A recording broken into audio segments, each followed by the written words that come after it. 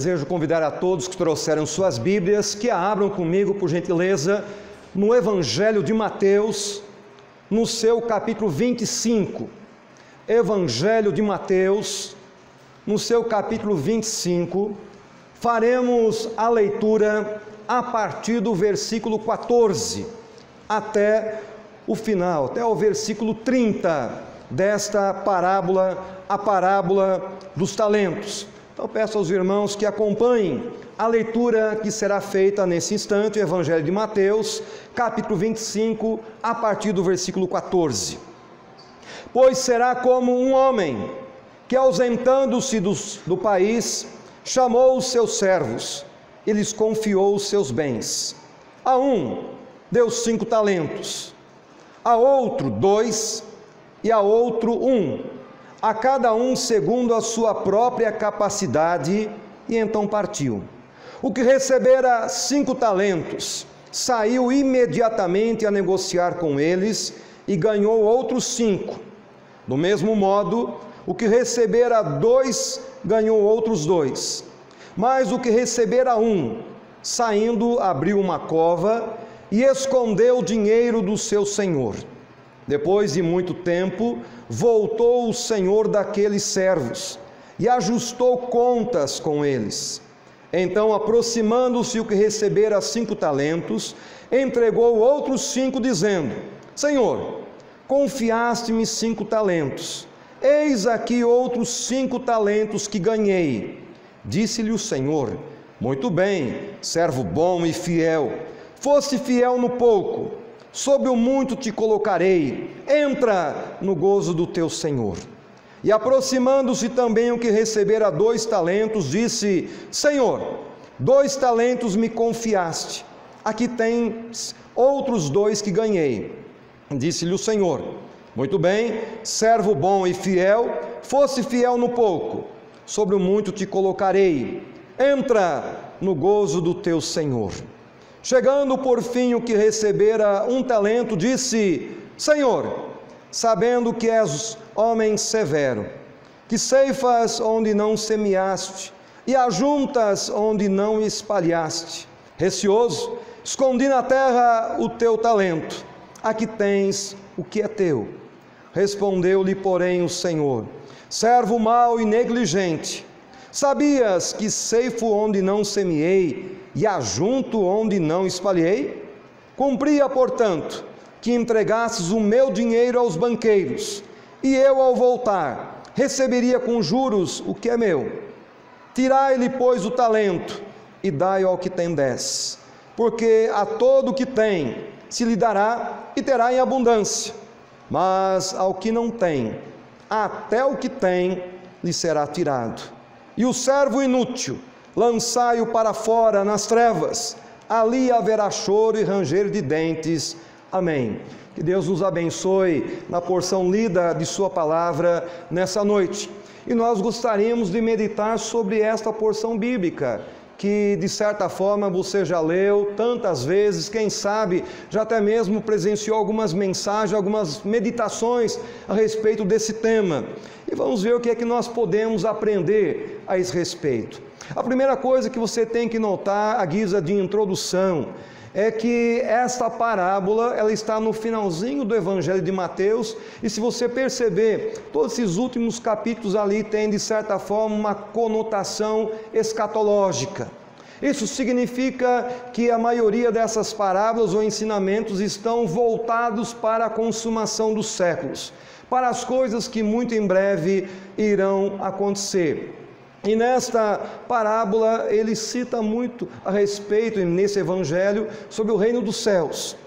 E essa parábola tem essa conotação do que acontece com alguém que habita no reino dos céus, ou mesmo aquele que há de viver na eternidade com Deus. Portanto, nós temos que ver qual a aplicação dessa parábola às nossas próprias vidas. Muitas pessoas, quando olham para esse texto, elas querem entender nesse texto o seguinte: é um senhor que vai viajar, ele chama os servos e concede a cada um deles talentos. E a interpretação que pessoas fazem a respeito desses talentos é exatamente que esses talentos seriam o quê? Dons espirituais que Deus está concedendo às pessoas. Ou quem sabe recursos materiais, posses, bens que você vai adquirindo no seu dia a dia, na sua vida, na sua existência aqui na terra. E baseado nesta preocupação que algumas pessoas têm ao interpretar esse texto, querem dizer que Deus age como um administrador que chama cada um de nós, nos concede esses bens materiais para nós estarmos aí tomando conta desses bens. E no último dia, quando Ele voltar, vai chamar cada um desses servos para prestar contas do serviço que realizou com os talentos que lhe foram confiados.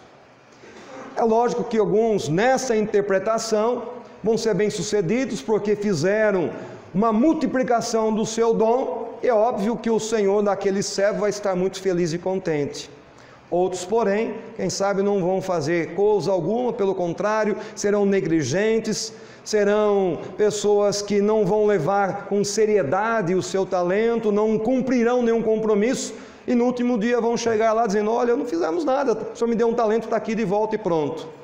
E a ideia que essas pessoas têm é de que o Senhor naquele dia vai dizer: muito bem, você, como meu filho, não fez exatamente aquilo que eu gostaria que você fizesse.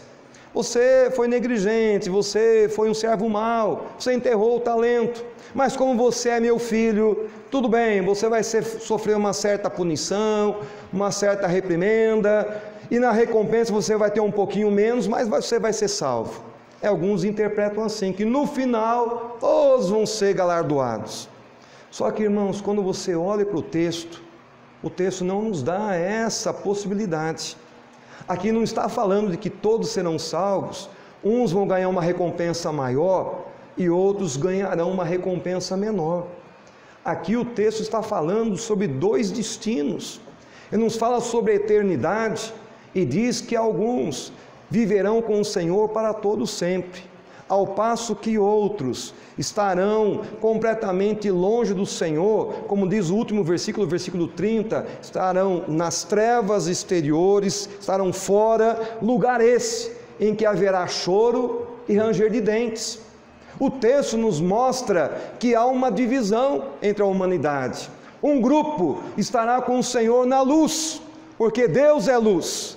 Mas ao mesmo tempo que uns estarão na luz, o outro lado, o outro grupo estará nas trevas, como diz o versículo 30. Portanto, nós estamos falando aqui, não sobre recompensas na eternidade, mas sim sobre destinos, e são destinos opostos, são pessoas com destinos diferentes. Então nós gostaríamos de pensar nesse sentido nessa parábola e ver algumas lições preciosas para a nossa vida, e de uma forma rápida pelo menos 3 lições. A primeira delas, nós temos que entender o que seria esse talento. É óbvio que é uma figura de linguagem, porque o talento seria, de certa forma, uma pedra equivalente ali a 35 quilos. Pedra essa que poderia ser de ouro, que poderia ser de prata, mas o peso corresponderia a 35 quilos. É óbvio que aquele senhor não vai estar dando 5 pedras para um de 35 quilos cada uma, nem 2 para aquele outro, e assim sucessivamente. Aqui é uma figura de linguagem, e temos que entender o que seria, portanto, nesse simbolismo, esse talento. E o que nós queremos dar como interpretação aqui, não é que Deus está lhe dando dinheiro, não é que Deus está lhe dando capacidade melhor de um para com o outro, e nem de sabermos administrar aquelas posses que o Senhor está nos concedendo, mas o que eu gostaria de olhar com você, é que o que Deus está oferecendo a cada um de nós, inclusive para você que me ouve nessa noite, Ele está te concedendo vida espiritual. Porque a Bíblia menciona que todos pecaram e todos carecem da glória de Deus. E o salário do pecado, portanto, é a morte. Se somos pecadores, o que nós merecemos é a morte e a condenação. Mas Deus, na sua graça e misericórdia, Ele oferece a cada um de nós vida. E vida para ser aqui vivida da melhor forma possível. É por isso que Jesus disse que Ele veio para nos dar vida e vida com abundância. para nós tentarmos entender um pouco melhor, nós vamos fazer uma outra analogia do texto. É como se ao invés do Senhor, dessa parábola, ter concedido talentos, é como se ele chamasse os servos para dar-lhes a administração de um jardim. Então ao primeiro ele vai dizer: olha, você vai cuidar desse jardim japonês, quem sabe aí com várias plantas pequenininhas, aquele bonsai, e você vai estar cuidando, criando esse jardim da melhor forma possível. Ao segundo ele diz: você vai estar cuidando desse jardim francês, essas plantas exóticas, essas plantas bem diferentes, você vai cuidar com muito amor e carinho. E ao terceiro ele diz o seguinte: você vai cuidar de um jardim tropical. E assim cada qual começa a cuidar. Então o primeiro, ele cuida daquele jardim, tirando as ervas daninhas, tirando todo o mato, o abrolho, e vai fazer com que o seu jardim fique cada vez mais colorido, mais multiperfumado, uma coisa encantadora. O segundo também, que tem o jardim francês, vai fazendo a mesma coisa. E aquele jardim começa a cativar as pessoas que estão passando ao redor, porque ele é muito belo, ele é magnífico. E chega o terceiro e diz: bem, o Senhor quer que eu cuide desse jardim, eu sei o que eu vou fazer. Vou fazer uma cerca muito grande, vou cercá-lo completamente, assim ninguém entra, ninguém sai, nenhum bicho vai entrar, nenhum animal vai entrar para tentar destruir meu jardim, ele vai ficar muito bem protegido aqui. E fez a cerca. Só que ao fazê-lo, simplesmente as ervas daninhas começam a crescer, o mato toma conta, e quando você olha mais tarde não é mais jardim, é simplesmente um matagal que ali existe. E agora, veja bem que o Senhor volta para tomar conta, e é mais ou menos isso que o Senhor quer fazer. Ele quer ver o que nós vamos fazer com o nosso jardim, se nós vamos cuidar desta vida que Ele tem nos dado, fazendo com que seja uma vida agradável aos seus olhos, uma vida atraente dentro do teu reino, uma vida que glorifica o seu nome, porque essa é a nossa finalidade, é glorificarmos ao Senhor para sempre, dia após dia, em todas as nossas atitudes. Ou se a nossa vida será uma vida fechada, uma vida egoísta, uma vida mesquinha, que não leva bem-estar para ninguém. Portanto, é isso que Deus espera ver de cada um de nós. Portanto, nessa parábola, a primeira parte que nós estamos vendo é que Deus tem nos dado vida. Portanto, o que nós vamos perceber aqui no texto, para concluir, é que aquele Senhor chega e diz: o que você fez com esse jardim? Ah, Senhor, eu cuidei dele, olha como ele está perfumado, bonito. Muito bem, você foi muito bem, você está aprovado, está aqui a sua recompensa. E assim é o segundo. Mas ao terceiro ele vai lhe dizer o seguinte: o que você fez? Ah, eu não fiz nada. Pelo contrário, ao invés de cuidar dele, eu deixei que o mato tomasse conta. Eu não gosto de vida. Então, aquele Senhor diz: bem, já que você não gosta de vida e você destruiu a vida, então eu vou te dar pedra para você quebrar.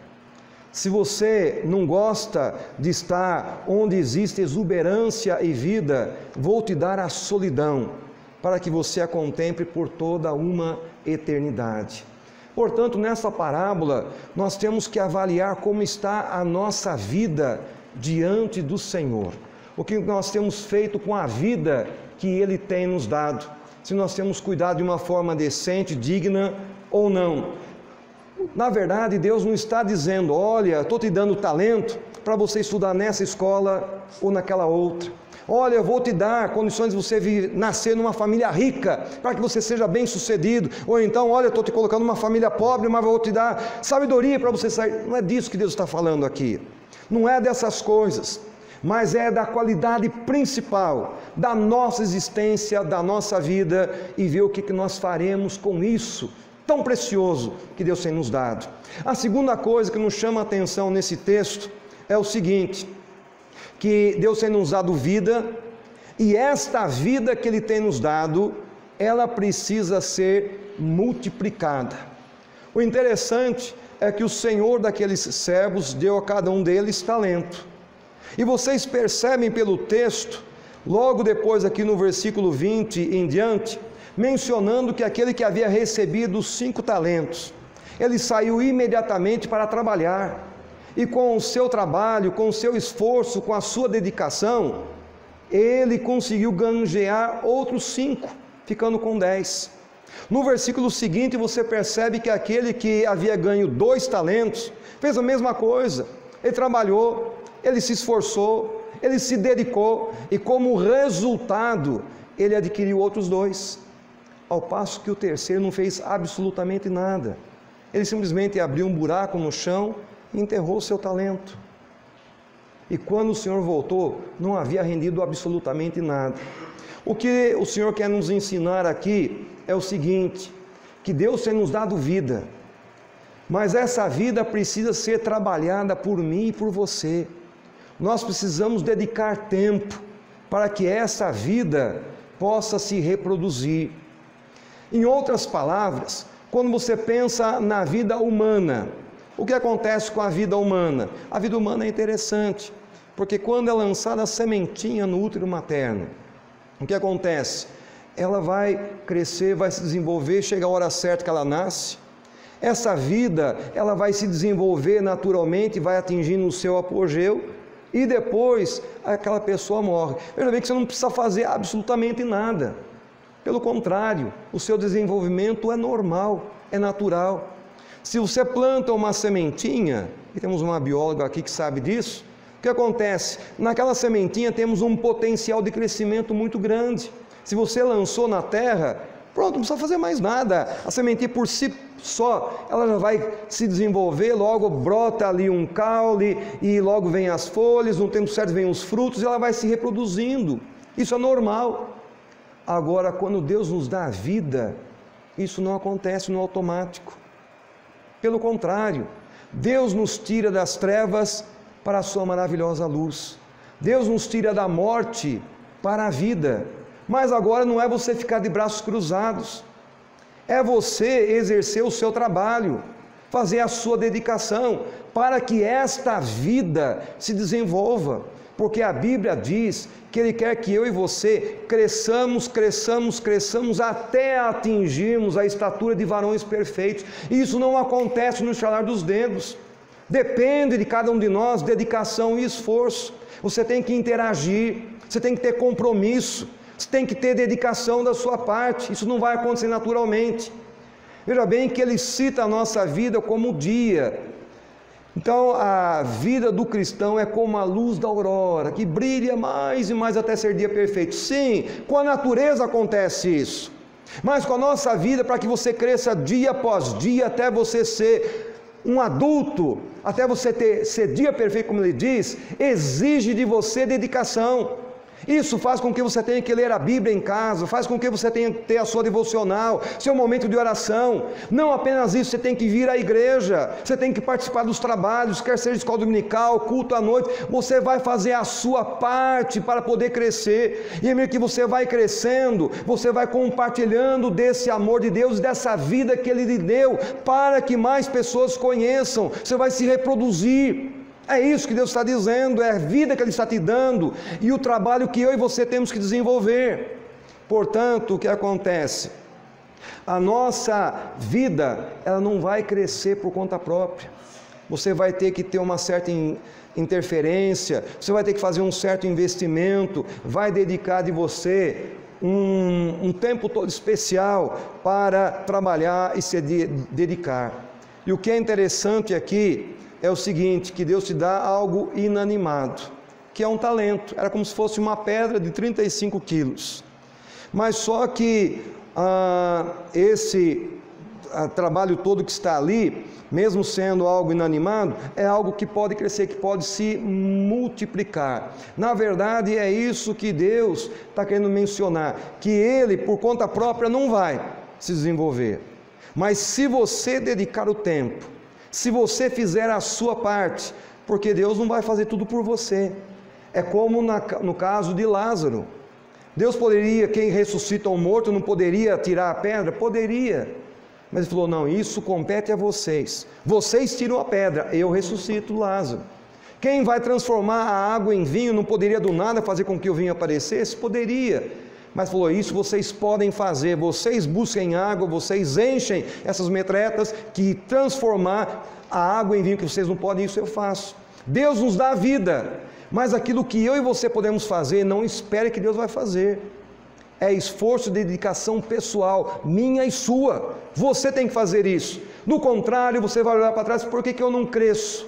Por que eu estou sempre anãozinho na fé? Você não está fazendo a sua parte.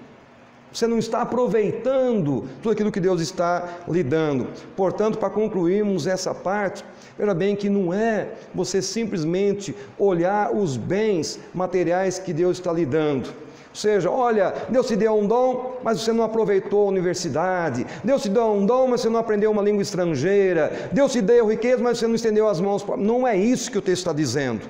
O talento aqui não é nesse aspecto. Pelo contrário, é vida que Ele dá a todos.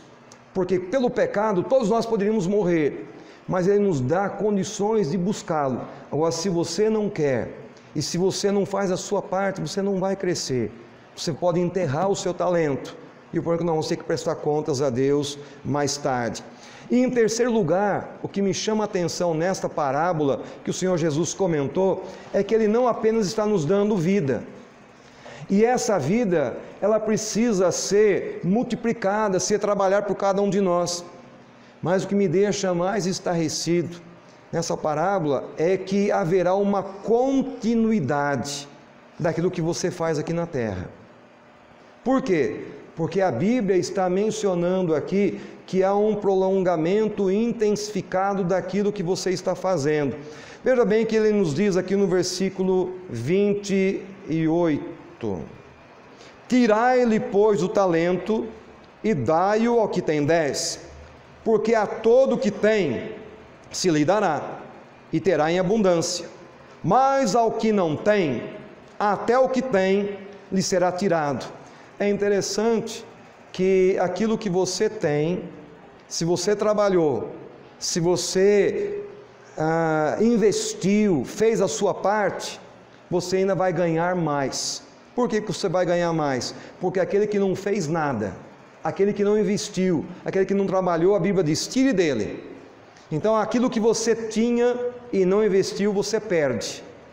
O outro que já havia trabalhado, investido, já havia multiplicado, o texto está dizendo: tirai-o deste e dai a este outro.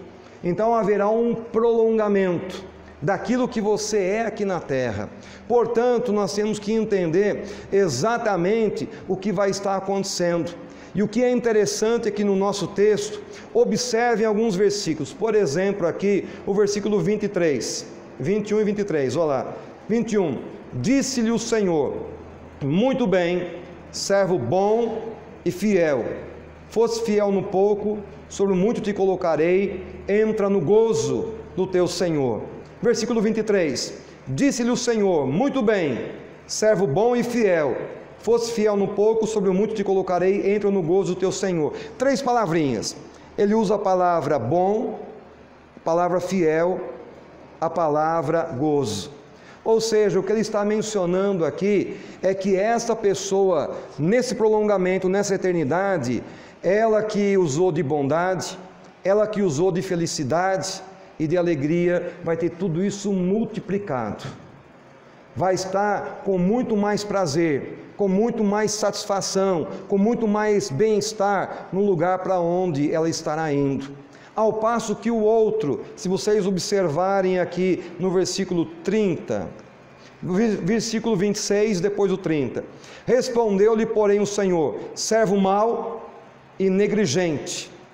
E depois o 30, e o servo inútil lançai-o para fora nas trevas, e ali haverá choro e ranger de dentes. Se você percebe, ele diz que é um servo mau, que é um servo negligente, e para onde ele vai é onde existe maldade, onde existe a intolerância, e é o lugar onde haverá muito choro e muito ranger de dentes. Haverá um prolongamento. Aquilo que você é aqui, é aquilo que você vai dar continuidade lá. Se você ama o Senhor aqui, você vai estar com o Senhor lá. Quando você não tem prazer de estar com o Senhor aqui, o que você vai querer fazer lá no céu? Se você não tem prazer em estar com Deus, com o povo de Deus, em estudar a sua palavra, para que Ele vai te salvar? Pelo contrário, Ele vai te dar a distância mesmo. Você foi mal, você não soube aproveitar. O lugar que você vai não é um lugar de delícias, é um lugar onde haverá choro e ranger de dentes. E isso é muito sério, porque nesses capítulos 24, 25 e em diante, a responsabilidade que Deus lança sobre cada um de nós, ela é muito grande. Se você vê na própria parábola, ele está dizendo, você serve, é você quem vai fazer, e aquilo que você fizer vai dar resultado para a eternidade. Mas quando você olha numa parábola um pouco antes aqui das 10 virgens, você vai ver o seguinte, olha, todas as 10 estavam esperando o noivo, mas a Bíblia diz que só as 5 eram prudentes, só 5, além de esperarem, tinham azeite de sobra para esperarem o noivo. As outras 5 esperavam o noivo, mas não tinham azeite. E quando o noivo chega, elas estavam despreparadas. E como resultado de serem más, de serem negligentes, de não estarem se preparando, de não terem investido nessa espera para com o noivo, quando ouve-se o grito, olha o noivo! Aí elas quiseram correr, mas não tinham mais azeite para colocar nas suas lamparinas. Queriam pegar das outras que tinham. Falou, não, vão na cidade. E quando foram na cidade e voltaram, a porta já havia se fechado. Todas esperavam, mas nem todas entraram. E a responsabilidade não foi do noivo, foi da noiva. Elas deveriam ter visto o azeite. Portanto, esta parábola também traz essa responsabilidade sobre cada um de nós. Pastor, parece que eu não estou entendendo isso. A ideia que o texto traz é o seguinte: olhe para a sua vida. Você acha que a sua vida é digna de ser repetida? É digna de ser vivida novamente? Por quê? Porque se vocês observaram, o texto nos fala sobre 3 etapas. Você estava morto nos seus delitos e pecados. O que é que Deus faz? Te dá vida. Agora você vai trabalhar e vai desenvolver essa vida, vai dar o crescimento que Deus espera que você cresça. Como resultado desse trabalho, você vai ter uma vida que é eterna. E se você não fez nada, não aproveitou, você vai ter um destino tenebroso. Agora, pensando nessas 3 etapas, a ideia é o seguinte: quando você olha para a sua vida, você tem se esforçado com esse dom que Deus tem lhe dado, com esse talento? Se você olha para a forma como você tem investido no seu crescimento na fé, você acha que a sua vida é digna de ser repetida, de ser vivida novamente? Pastor, não estou entendendo. Como assim? Vou dar 2 exemplos para você entender. O primeiro exemplo é de um rei chamado Jeorão. E esse episódio está lá no livro de 2 Crônicas, capítulo 21, versículo 20. E se vocês abrem lá em 2 Crônicas, vocês vão encontrar o seguinte, que Jeorão tinha 32 anos de idade quando começou a reinar. Ele reinou 8 anos em Jerusalém, morreu. E a Bíblia diz, morreu sem deixar saudades de si. Morreu sem que ninguém o lamentasse. Gente, você já pensou que coisa triste? Um rei que reinou durante 8 anos e quando ele morre, não tinha uma única pessoa que estava lá pranteando, chorando, lamentando a sua morte. E aí você pode parar e pensar, mas por que será que aconteceu isso? Quando você lê alguns versículos que antecedem, você vai perceber o seguinte, que ele, Jeorão, ele era filho de quem? Está lá no capítulo 21, versículos de 1 a 4. Ele era filho do rei Josafá, um dos 8 reis fiéis no reino de Judá. E quando Josafá descansa, quando ele morre, lá com seus antepassados, ele foi sepultado. Tinha um jazigo especial que era somente para os reis, para os nobres. E ele, Josafá, foi sepultado exatamente ali na cidade de Davi. E Jeorão, seu filho, é quem se torna sucessor. Jeorão tinha outros 8 irmãos. Os nomes deles eram Azarias, Jeiel, Zacarias, Azarias, Micael, Cefatias. Todos eles eram filhos de Josafá, rei de Israel. E o que acontece? O rei, no seu testamento, deu presente a cada um dos filhos, porque eram menores. E ao primogênito Jeorão, falou, você vai ser rei sobre os demais.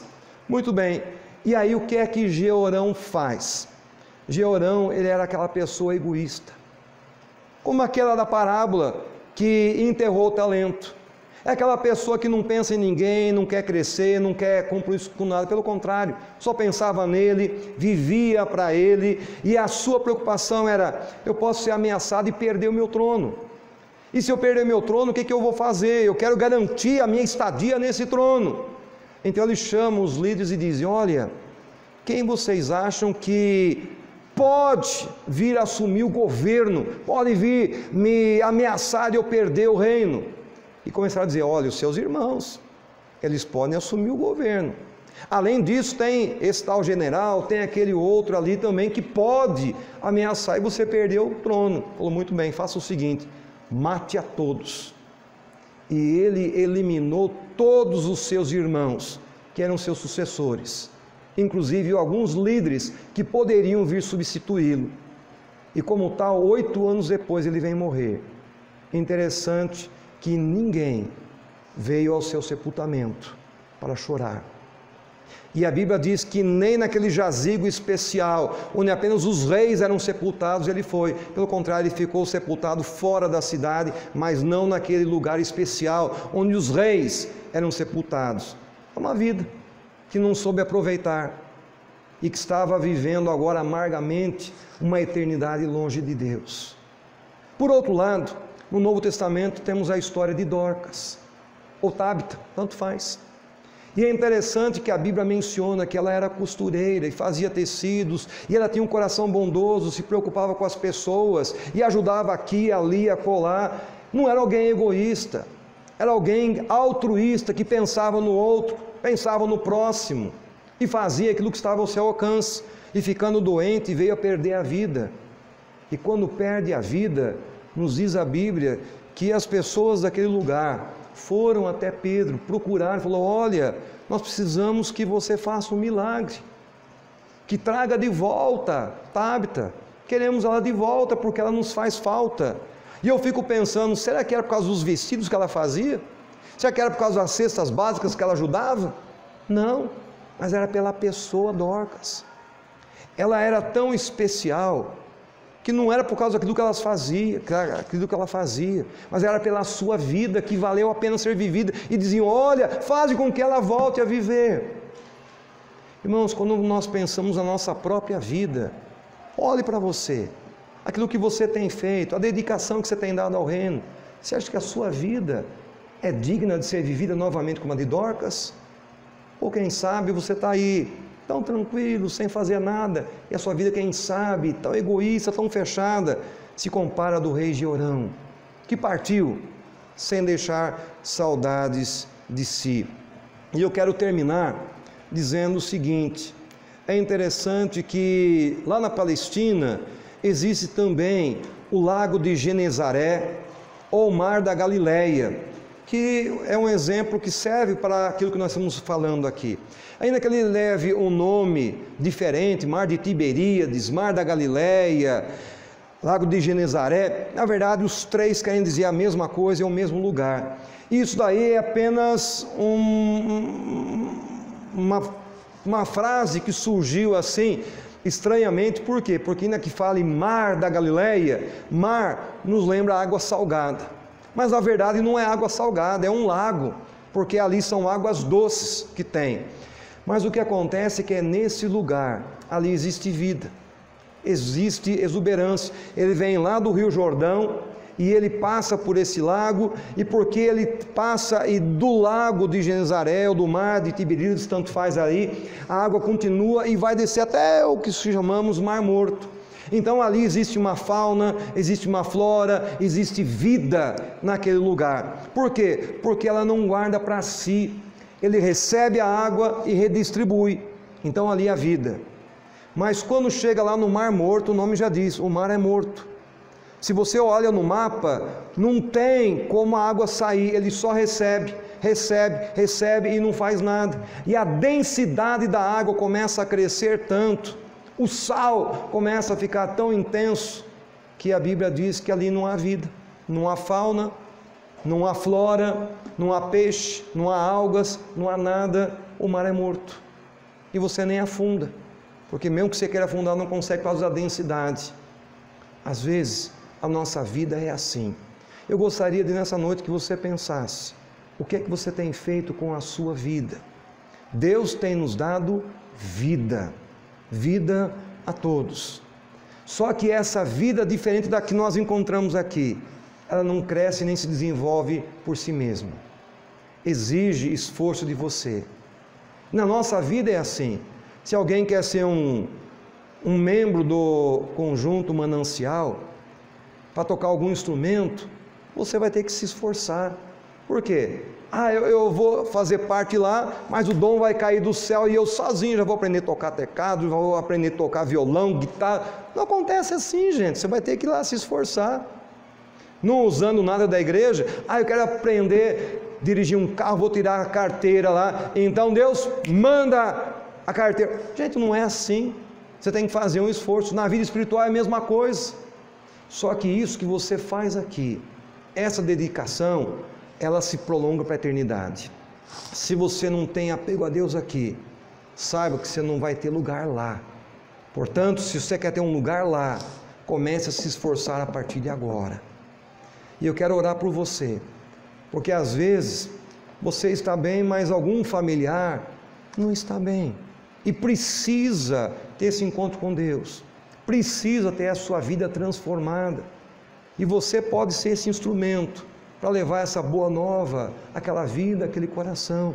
Ou quem sabe você mesmo, que vem, senta dia após dia, mas está acomodado, não faz absolutamente nada, não se esforça a evangelizar, a entregar um folheto, a convidar alguém para ouvir a palavra de Deus. Meditamos nessa manhã que a pessoa se salve. Qual é o método de Deus? É ouvindo a sua palavra. Mas você ouve e guarda para si. Você não leva, não convida ninguém para ouvir essa palavra. Quero orar por você. Baixe sua cabeça nessa hora. Deus quer te abençoar, quer te dar o crescimento, quer te usar para que vidas sejam salvas. Seja desse instrumento nessa noite. Deus amado, nós apresentamos diante de Ti essas vidas preciosas. E como nesta parábola, nós Te agradecemos porque o Senhor tem nos dado talentos. Talentos esses que não são apenas materiais ou coisas que temos, mas é aquilo que nós somos. O Senhor tem nos dado vida, e vida com abundância, vida que satisfaz, vida com propósito. Mas vida essa que precisa ser por nós trabalhada, precisa ser por nós desenvolvida, temos que investir. Ó Deus, capacita cada um de nós, para que não sejamos negligentes, para que não sejamos servos maus. Não queremos que nenhum aqui tenha que ficar do lado de fora, onde há choro e ranger de dentes. Pelo contrário, nós queremos que todos que aqui estão e que já receberam esse dom maior do Senhor, que é a vida, possam ser fiéis ao Senhor, possam ser servos dedicados e possam entrar no gozo. Gozo esse que está preparado desde antes da fundação do mundo, para estarmos nele.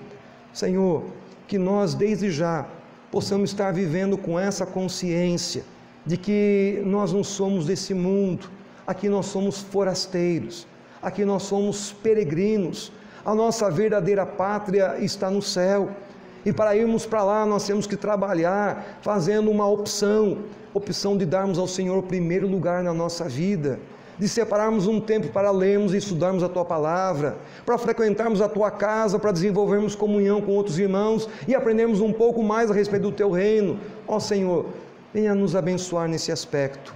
Se há aqui entre nós pessoas que estão sendo negligentes, desafia-nos nessa hora. Dá-nos, ó Deus, desse calor espiritual, aviva a nossa alma, para que possamos estar voltados inteiramente para Ti. Mas quem sabe tem alguns aqui que estão orando a favor dos seus entes queridos, que estão sendo alvo de oração, quem sabe, mas que ainda não tomaram uma decisão ao Teu lado. Ó Senhor, atenda a esse clamor, abençoa quem sabe esse marido, essa esposa, esse filho, essa filha que o mundo está tentando afastar de Ti. Ó Deus, ouve esta oração, pois nós queremos ter aqui famílias completas, Te adorando, meu Deus, na beleza de Tua santidade. Ouve e atende ao clamor do Teu povo que encontra-se reunido aqui em Tua casa nessa noite.